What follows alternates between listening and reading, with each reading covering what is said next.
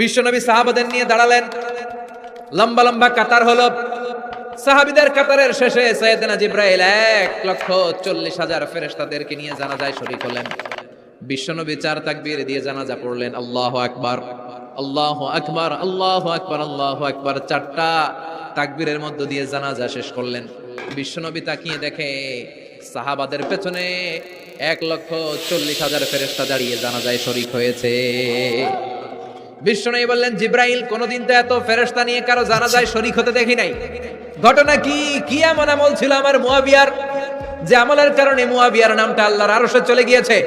উঠতে বসতে চলতে ফিরতে সব সময় আপনার এই সাহাবী পড়তে থাকতো, কুল হুয়াল্লাহু আহাদ, আল্লাহুস সামাদ, লাম ইয়ালিদ ওয়া লাম ইউলাদ ওয়া লাম ইয়াকুল লাহু কুফুয়ান আহাদ। পড়েন সুবহানাল্লাহ।